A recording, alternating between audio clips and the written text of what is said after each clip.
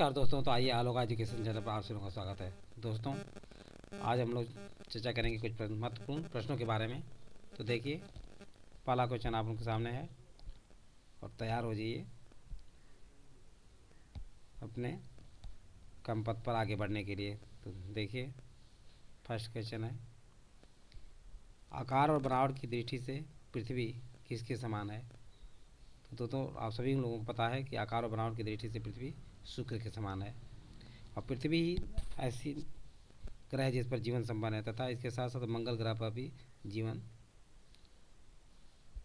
होने की कल्पना की गई है। एशिया में विश्व का सर्वाधिक प्राकृतिक रबर उत्पादित करने वाला देश है। तो दोस्तों, विश्व में सर्वाधिक रबर उत्पादित करने वाला देश जो है थाईलैंड है। किसको भूमि व जलवायु की दृष्टि से लघु यूरोप कहा जाता है? किसको भूमि और जलवायु की दृष्टि से लघु यूरोप कहा जाता है? तो लघु यूरोप दोस्तों फ्रांस को कहा जाता है। किसे? फ्रांस को भूमि और जलवायु की दृष्टि से लघु यूरोप का दर्जा दिया जाता है। सुप्रसिद्ध कोहिनूर शाहजहाँ को भेंट किया था। सुप्रसिद्ध कोहिनूर शाहजहाँ को दोस्तों मीर जुमला ने भेंट किया था। किसने? मीर जुमला ने सुप्रसिद्ध कोहिनूर जो गोलकुंडा के खान से प्राप्त हुआ था उसे शाहजहाँ को भेंट किया था। शाहजहाँ ने आगरा का ताजमहल बनाया था। आगरा का ताजमहल का निर्माण शाहजहाँ ने कराया था। और दिल्ली का लाल किला का निर्माण किसने कराया था? शाहजहाँ ने किया था। आगरा का मोती मस्जिद का निर्माण भी शाहजहाँ ने ही कराया था।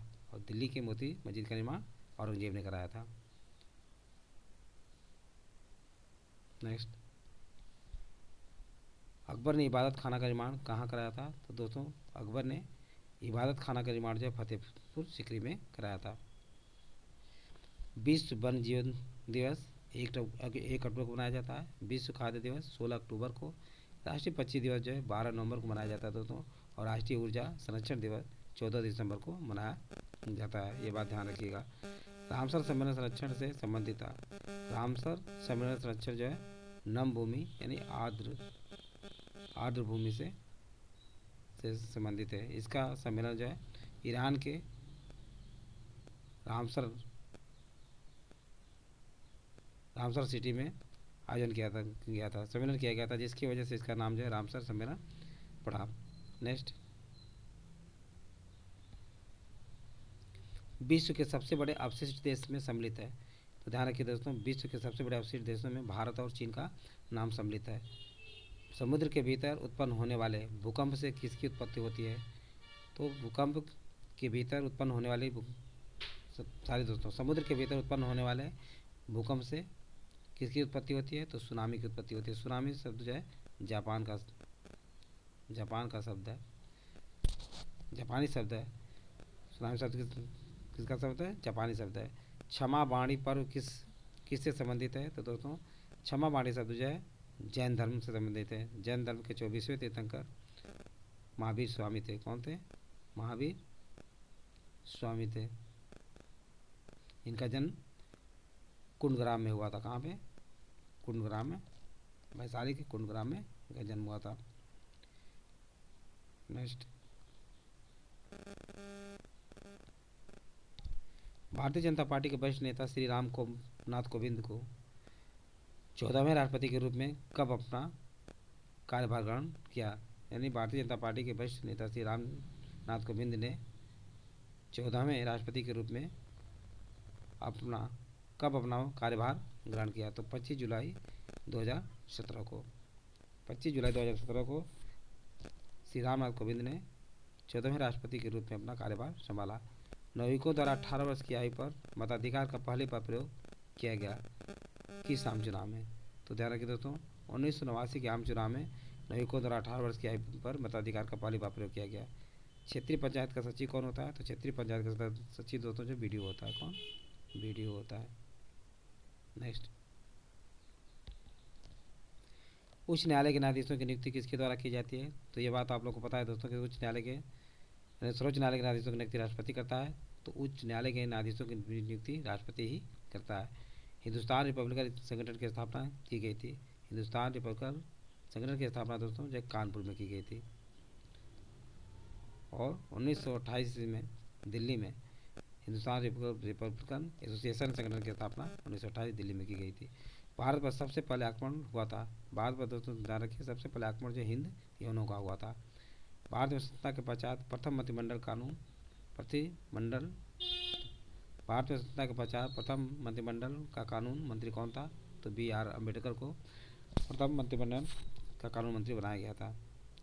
नेक्स्ट, राज्यसभा के एक सदस्य का कार्यकाल कितने वर्ष का होता है? तो दोस्तों राज्यसभा के एक सदस्य का कार्यकाल जो है 6 वर्ष होता है। हर 2 वर्ष के पश्चात जो है हर 2 वर्ष पश्चात राज्यसभा के 1/3 सदस्य अवकाश ग्रहण कर लेते हैं। इसलिए सदस्यों का कार्यकाल जो 6 वर्ष का होता है, लेकिन राज्यसभा कभी भंग नहीं होती, इसका कार्यकाल अस्थायी होता है। जय विज्ञान का नारा किस प्रधानमंत्री ने दिया था? तो ध्यान रखिए दोस्तों, जय जवान जय किसान का नारा लाल बहादुर शास्त्री ने दिया था। किसने? लाल बहादुर शास्त्री ने दिया था। लेकिन अटल बिहारी वाजपेयी के समय में अटल बिहारी वाजपेयी ने जय विज्ञान का नारा उसमें जोड़ दिया है। तो जय जवान जय किसान जय विज्ञान का नारा जो है करके ये मतलब अटल बिहारी वाजपेयी ने दिया था। व्यक्तिगत सत्याग्रह को किस अन्य नाम से भी जाना जाता है? तो दिल्ली चलो आंदोलन के नाम से भी जाना जाता है। दिल्ली चलो का नारा किसने दिया था? सुभाष चंद्र बोस ने दिल्ली चलो का नारा दिया था। भारतीय संविधान की प्रस्तावना में अब तक कितनी बार संशोधन किया जा चुका है? तो दोस्तों भारतीय संविधान की प्रस्तावना में अब तक एक बार को संशोधन किया गया। 42वें संविधान संशोधन जो है प्रस्तावना में संशोधन है। नेक्स्ट, प्राचीन भारतीय संरचना में अनिर्वासित या अनिर्वासित शब्द का संबंध था वैश्य और शूद्रों को अनिर्वासित कहा जाता था। किसके सोने के सिक्कों में मिलावट सर्वाधिक थी? दोस्तों गुप्त काल में स्कंद गुप्त के सोने में मिलावट सबसे ज़्यादा थी। अलाई दरवाज़ा कहाँ पर स्थित है? तो दोस्तों कुतुब मीनार दिल्ली में अलाई दरवाज़ा स्थित है। और अलाई दरवाज़ा का निर्माण जो है अलाउद्दीन खिलजी ने करवाया था। किसने? अलाउद्दीन खिलजी ने अलाई दरवाज़ा का निर्माण करवाया था।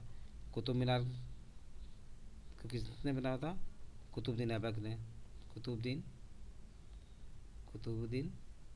कुतुब मीनार की स्थापना की थी। और उसको पूर्ण करने में 3 साल तक कुतुबुद्दीन ऐबक, इल्तुतमिश और फिर तुगलक ने पूरा किया था। मुगल कालीन सरकार के कुलीन वर्ग को क्या कहा जाता था? तो मुगल कालीन सरकार के कुलीन वर्ग को दोस्तों मनसबदार के नाम से जाना जाता था। नेक्स्ट,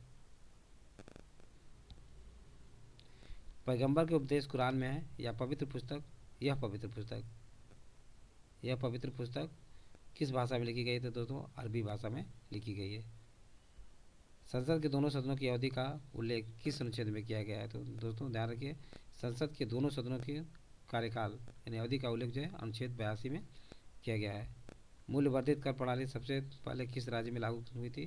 तो दोस्तों मूल्य वर्धित कर प्रणाली सबसे पहले हरियाणा राज्य में लागू हुई थी। लाल बत्ती संस्कृति को कब समाप्त किया गया? तो दोस्तों 1 मई 2017 को लाल बत्ती संस्कृति को समाप्त किया गया। विश्व में ब्राज़ील सबसे बड़ा चीनी उत्पादक देश है। इसके पश्चात दूसरा स्थान भारत का। तो तीसरा स्थान किसका है? तो तीसरा स्थान दोस्तों जो उत्तर प्रदेश का। किसका है? तीसरा स्थान उत्तर प्रदेश का है। इस तरह आप लोगों को ये बातें समझ में आ गई होगी। आज बस इतना ही। यदि वीडियो अच्छा लगा हो तो सब्सक्राइब, लाइक और शेयर तथा अपने सगे समझे दोस्तों को शेयर करना भूलें। थैंक यू दोस्त, नेक्स्ट वीडियो मिलेंगे।